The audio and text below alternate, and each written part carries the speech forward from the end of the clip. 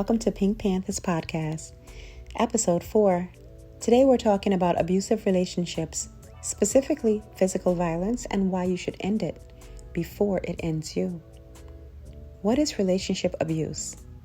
According to the Center for Relationship Abuse Awareness, relationship abuse is a pattern of abusive and coercive behaviors used to maintain power and control over a former or current intimate partner. Now, abuse can be emotional, financial, sexual, or physical, and can include threats, isolation, and intimidation.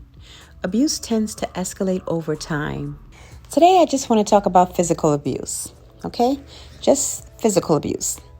Although like I mentioned, there are a lot more different types of abuse, but we're going to focus on physical. Ladies and gentlemen, if your boyfriend or girlfriend, husband or wife, is physically beating on you, slapping you, punching you, breaking your ribs, cutting you, burning you. I mean, goodness gracious. If this is what's happening to you, you need to leave that relationship as soon as possible, because it's not going to get any better. It's just going to get worse. Let me ask a question that most listeners want to know. We probably know the answer, but we're going to ask anyway. Why would you allow someone to beat you up? Why? Well, I'm going to give 11 reasons, all right, why people stick in abusive physical or mental, emotional, all these abusive relationships. I'm going to give you 11 reasons, all right? These are common reasons. One is because they're in love, all right? Hate to say it. They love the person so much that they're willing to take a beating just to stay with the person. You're that in love. I just can't. I can't. For the sake of love, you'll let someone slap you in your face or punch you in your mouth or break your ribs. Number 2, marriage. Because they share life together, they feel like divorce is not an option. And all marriages go through problems. So, we'll get over this hump. So a couple of smacks to the face or a couple of punches to the stomach, it's not going to hurt. We're married. Number 3, maybe they have kids together. They don't want to leave. They want their kid to grow up with a father. They want their kid to grow up with a mother. So we're not ending this. Are you kidding? I'll deal with this abuse just for the sake of the kids. Number 4, maybe they, don't have self-esteem. Maybe the abuser destroyed their self-esteem. Someone can destroy your self-esteem. Trust me. I know. I've seen it. Okay? Could be a self-esteem issue, making it impossible for them to start fresh again. The abuser will tell them, oh, you'll never find anyone that's going to provide for you like I do, give you a good life, have, sex you up the way I do. Oh, please. I'm telling you. Mind games.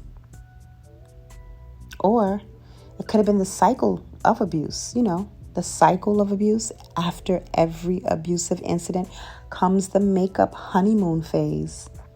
The abuser do something nice, apologize, and promise that they'll never do it again.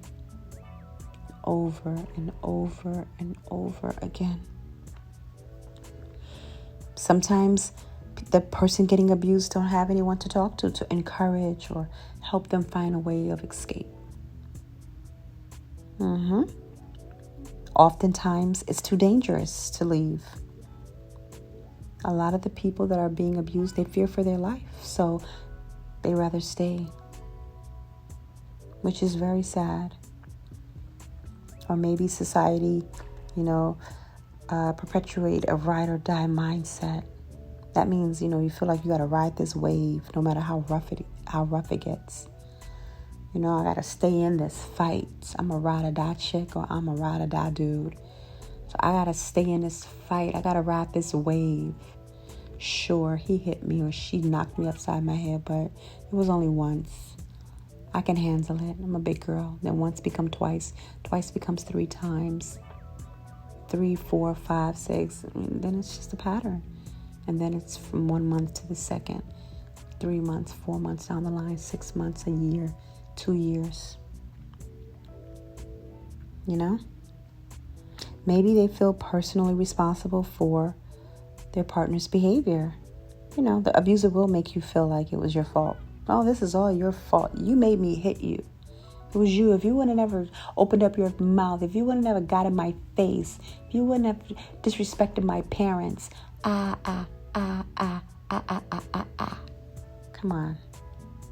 Or maybe the abused person will feel like things will change in the future, so they stick around. Oh, he'll change. Or she'll change. They'll change. Eventually, I'm going to pray for them. Or maybe you are afraid of how others will react if you left because, you want to portray a perfect relationship.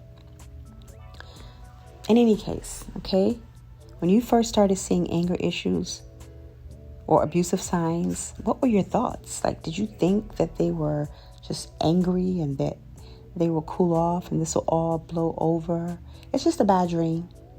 Or were you afraid at that point? Did they make you feel like, if you left them, they will come after you or they will hurt you? Well, most of the time, you can see if a person is abusive just by how they react to certain things in the beginning. And if they don't act in the very beginning, they will act in the middle, in the middle of the dating scene. Trust me, they will. It doesn't have to be the first week or second week. It can be a month or 2 down the line. That's still enough time to leave. All right? I'm telling you, I'm no relationship expert. Not at all. But I know if someone slapped me once, they're going to follow through with a few more slaps soon after. And I know I'm a grown woman, so I'm, not the type of person that like to be hit at all. At all. So, of course, I'm going to be on the first thing smoking. I'm out of there. I'm not waiting for the slap. I'm not waiting around, for a crutch or a cane or a sling or a cast. I'm leaving. Even if he threatens me, throws objects, punches holes in the wall. If he punches holes in the wall, I'm out. I'm gone, folks. It should never get to the point of blows to the head. He ain't the only man around. Like, he ain't the only man in the world. She's not the only girl in the world. Find someone else. God will supply your needs. You hear me? Child, you better open up your eyeballs. This is a sensitive topic for some listeners because some of you are going through it right now. You shouldn't have to. You shouldn't have to walk around with a black eye or a busted lip, broken ribs or burns or bruises on your body. No, there's a way out, but you have to take the first step. And that's finding somewhere to get help. Call the police, only when it's safe to do so. Don't be dialing now 911 right in front of your abuser's face. That's just going to make matters worse. They'll get angrier and they'll try to cause serious injury to you. No one wants to know that they're about to get arrested and possibly go to jail for a very, very long time. So call in a private area. Hold your abusers accountable. That's right. Hold your abuser accountable. If you are afraid to call the police, then seek out confidential groups like centers and shelters that will help with your situation. I'll put a few links at the bottom in the description box, should you need to reach out to someone. And please, please, please, please, don't just let someone smack the life out of you, literally, because they can, or because they're intoxicated, or because they're mad. It's just not right. It's just not right. That's why you have to look for telltale signs in the beginning before you get in too deep with that person. One thing I hate more than anything, though, is when a person is getting physically abused, kick, slap, punch, stabbed, whatever, and they call their relatives over to defend them. and it results in a fight between the relative and the abuser. The relative end up in jail for assault and battery. Meanwhile, the person getting abused still go back with the abuser.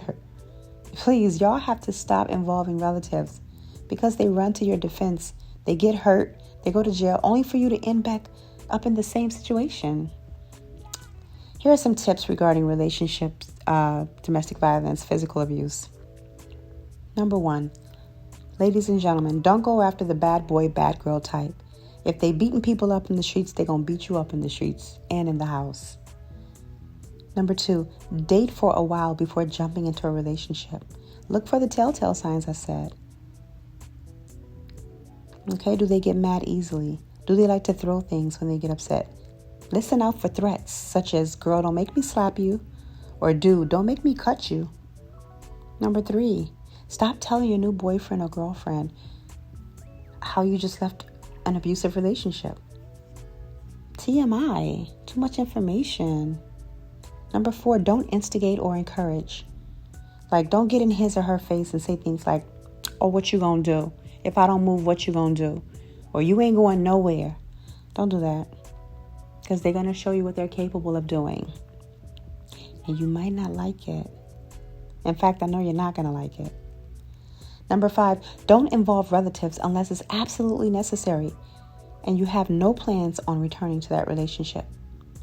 Number 6, don't keep threatening to leave him or her unless you're really going to leave.